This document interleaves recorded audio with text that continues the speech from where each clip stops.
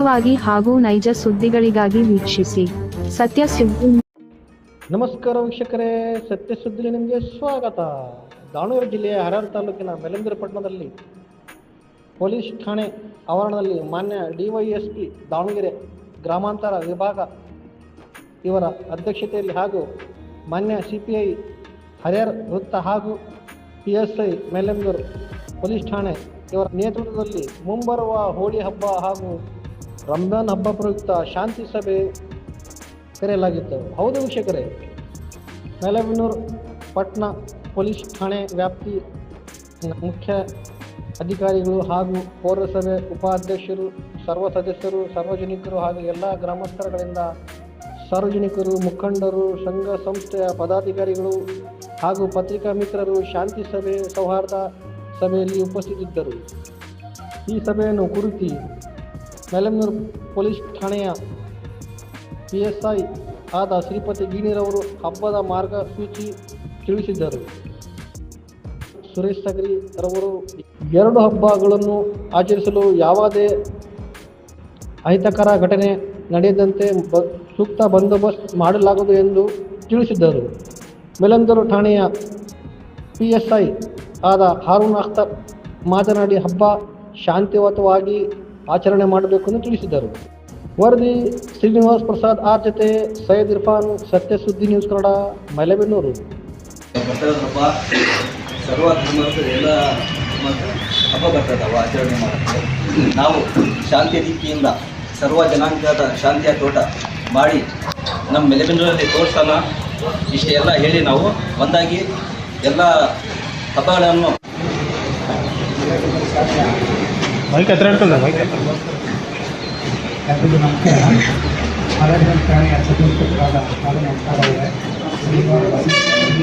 Shripati circle ಇನ್ಸ್ಪೆಕ್ಟರಾದ Suresh ಸಗರಿ ಹಾಗೂ ಪುರಸಭೆಯ ಮುಖ್ಯಾಧಿಕಾರಿಗಳು, ಮಲೆಬೆನ್ನೂರು ಹಾಗೂ ಸುತ್ತಮುತ್ತಲಿನ ಗ್ರಾಮದಿಂದ ಆಗಮಿಸಿದಂಥ ಎಲ್ಲ ಬಂದಿದೆ ಮತ್ತು ಮಾಧ್ಯಮ ಮಿತ್ರರು ಇದೆಯಲ್ಲ, it is one of the important part of religion. ಎಲ್ಲರಿಗೂ ಅದು ಭಾಳ ಮುಖ್ಯ ಆಗಿರ್ತದೆ. ಸೊ ಎಲ್ಲರೂ ಸಹಕಾರ, ಸೌಹಾರ್ದದ ಮ್ಯೂಚುವಲ್ ಅಂಡರ್ಸ್ಟ್ಯಾಂಡಿಂಗ್ ಎಲ್ಲರೂ ಸೇರಿ ಮತ್ತೆ ಇನ್ನೊಂದು 2-3 ದಿನದಲ್ಲಿ ನಮ್ಮ ಹೋಳಿ ಹಬ್ಬ ಬರ್ತಾ ಇದೆ. ಸೊ 2 ಹಬ್ಬ ನಮಗೆ ತುಂಬ ಆತ್ಮೀಯವಾದದ್ದು. ಹಾಗಾಗಿ ಆ ಉದ್ದೇಶದಿಂದ ನಾವು ಎಲ್ಲ ಬಾಂಧವರಿಗೆ, ಅಂದರೆ ಎಲ್ಲ ಹಿಂದೂ ಮುಸ್ಲಿಂ ಎಲ್ಲ ಬಾಂಧವರಿಗೆ ನಾವು ಕರೆಸಿ ಪ್ರತಿ ವರ್ಷ ಸೊ ಆ ಉದ್ದೇಶದಿಂದ ಇವತ್ತು ನಾವು ಪೀಸ್ ಮೀಟಿಂಗ್ ಅಂತ ಮಾಡ್ತಾ ಇದ್ದೀವಿ. ಇದರಲ್ಲಿ ನಮ್ಮ ತುಂಬ ಮುಖಂಡರು ಬಂದಿದ್ದಾರೆ, ಕೌನ್ಸಿಲರ್ಗಳು ಬಂದಿದ್ದಾರೆ, ಪುರಸಭೆಯ ಮೆಂಬರ್ಸ್ಗಳು ಬಂದಿದ್ದಾರೆ. ಯಾರು ಕೂಡ ಇಲ್ಲೇನು ರಸ್ತೆ ಪಕ್ಕ ಕರೆದಂಥ ಪದಾರ್ಥಗಳನ್ನ ತಿನ್ಬೇಡಿ. ಎಲ್ಲ ಹೋಟ್ಲುಗಳಿಗೂ, ಎಲ್ಲ ಫುಟ್ಪಾತ್ ಗಾಡಿಗಳಿಗೂ ಕೂಡ ನಾವು ಹೇಳಿದ್ದೀವಿ, ಕೇಳಿದರೆ ಬಿಸ್ನೆಸ್ ಮಾಡಿಕೊಡ್ರಿ, ಇಲ್ಲ ಅಂತಂದರೆ ಕಂಪಲ್ಸರಿ ಕಾಯಿಸಿ ಇಡ್ರಿ ಅಂತ ಹೇಳಿ. ಮತ್ತು ಯುಗಾದಿ ಹಬ್ಬದೊಳಗೆ ಏನೇನು ಬಿಸಿಲು ಬರ್ತಾ ಜಾಸ್ತಿ ಆಗುತ್ತೆ, ಸಾಧ್ಯವಾದಷ್ಟು ಏನಂತಂತಂದರೆ ಎಲ್ಲ ಬಿಳಿ ಬಟ್ಟೆಗಳನ್ನ ಜಾಸ್ತಿ ಮಾಡ್ಕೊಳ್ಳಿ, ಧೂಳು ಜಾಸ್ತಿ ಆಗುತ್ತೆ.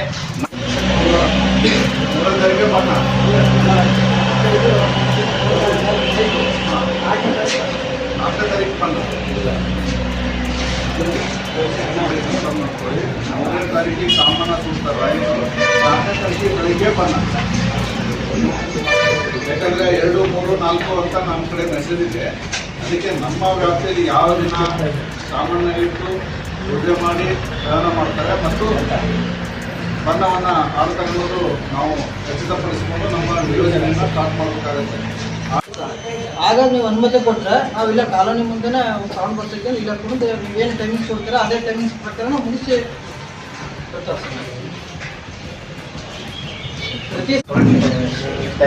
ಬರ್ತಕ್ಕಂಥ ಎಲ್ಲ ಹೋಳಿ ಹಬ್ಬದ ಮತ್ತು ಹೋಳಿ ಹಬ್ಬದ ಪ್ರಯುಕ್ತ ಶಾಂತಿ ಸಭೆಯನ್ನು ಮಾಡ್ತಾರೆ. ಹೋಳಿ ಹಬ್ಬ ಆಗ್ಬೋದು, ಮುಂದೆ ಬರ್ತಕ್ಕಂಥ ಯುಗಾದಿ ಹಬ್ಬ ಆಗ್ಬೋದು ಮತ್ತು ರಂಜಾನ್ ಹಬ್ಬ ಆಗ್ಬೋದು, ಎಲ್ಲರಿಗೂ ಸಹ ಮುಂಬರುವ ಹಬ್ಬಗಳಿಗೆ ಎಲ್ಲರಿಗೂ ಶುಭಾಶಯ ಕೋರ್ತಾ ಈಗ PSI ಎಲ್ಲ ನಮ್ಮ ಕೌನ್ಸಿಲರ್ಗಳು, ಮಾಧ್ಯಮದವರು, ಉಪಸ್ಥಿತರಿರ್ತಕ್ಕಂಥ ಎಲ್ಲ ಸಾರ್ವಜನಿಕರು ಈಗ ಈ ದಿವಸ ಕರೆದಿರ್ತಕ್ಕಂಥ ಒಂದು ವಿಶೇಷ ಸಭೆ, ಶಾಂತಿ ಸಭೆ ಈಗೇನು ಫಸ್ಟ್ ತುರ್ತಾಗಿ ನಾವು ಆಚರಣೆ ಮಾಡ್ತಾ ಇದ್ದೀವಿ.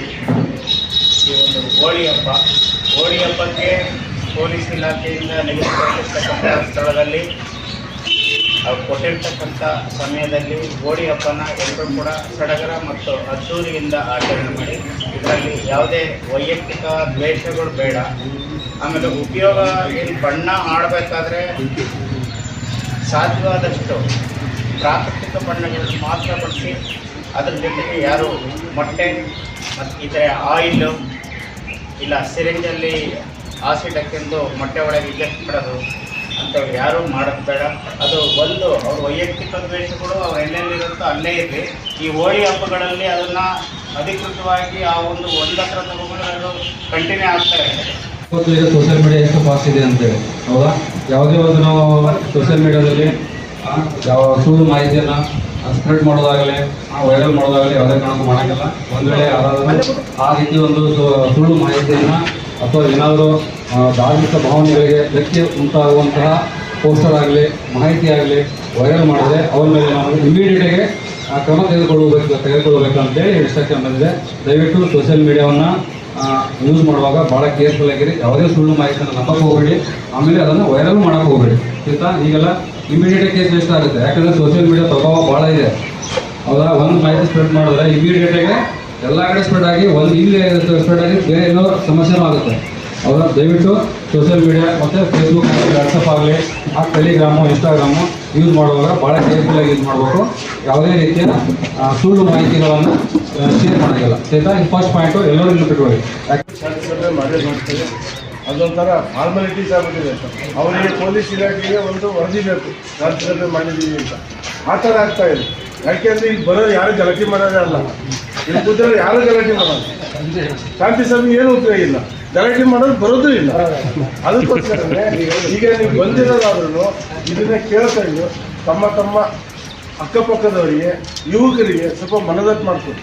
ನಾನು ಎಷ್ಟೋ ಸರಿ ನಮ್ಮ ನಂದಿಗುಡಿ ರೋಡಲ್ಲಿ ಸಣ್ಣ ಹುಡುಗರು ಬೈಕ್ ವೀಲಿಂಗ್ ಮಾಡ್ತಾ ಇದ್ರು. ರಾತ್ರಿ 8 ಗಂಟೆ ಮೇಲೆ ಬೈಕ್ ವೀಲಿಂಗ್ ಮಾಡೋದು ನಾನು ಅಡ್ಡ ನಿಲ್ಲಿಸಿ ಗಲಾಟೆ ಮಾಡಿ ಕಳಿಸ್ತೇನೆ.